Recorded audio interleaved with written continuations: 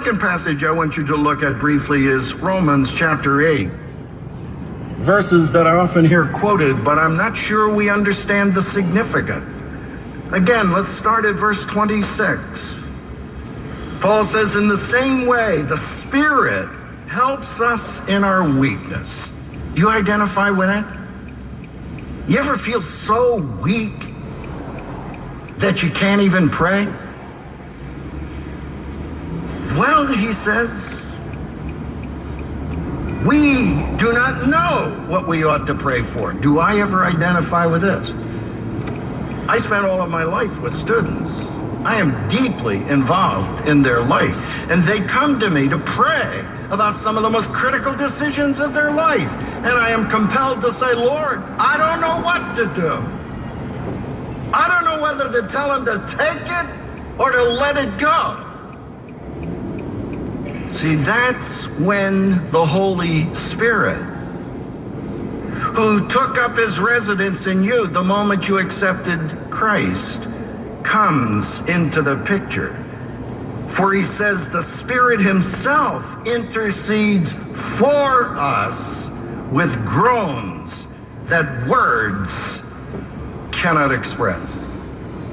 I was in a situation recently, I kid you not, I ran out of words right in the middle of the prayer. And I'm not exactly a person without words. I don't know what to pray. And I had this overwhelming realization that the Spirit of God is interceding within me, even though I cannot express.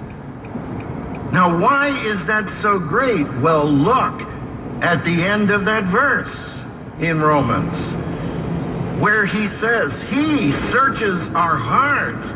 He knows the mind of the Spirit, because the Spirit intercedes for the saints in accordance with God's will.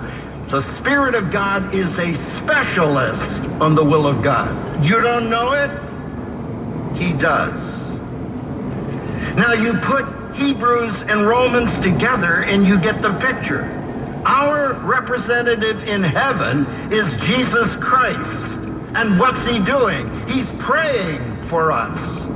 Christ's representative on earth is the Holy Spirit. And what's he doing? He's praying in us. What did Jesus Christ do in his life on earth? He prayed. What's he doing now in heaven? He's praying. Then how can he take up his residence in my life and your life and not pray? See, that's the overwhelming conclusion. Now, it's true you can do more after you pray, but you cannot do more until you have prayed. And I am wondering, is it possible that we are trying to live a supernatural life? We're trying to sustain a supernatural ministry, but we're doing it by natural means alone, and we can't figure out why it won't work.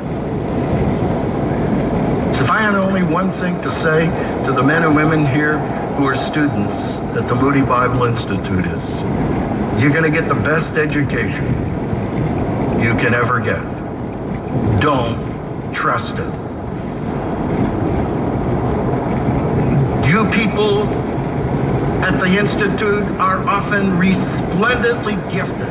I have students of that type, and honestly, I stop and think to myself, I don't have any gifts compared with the gifts that my students have. Don't trust your giftedness. And after a period of time, as many of you older people, you got experience under your belt. Great asset, provides wisdom. Don't trust it. Now, God will use your education. He will use your experience. He will use your giftedness. But not if you trust those alone. It's a supernatural task. Now let's take that incredible truth and relate it to your life and mine.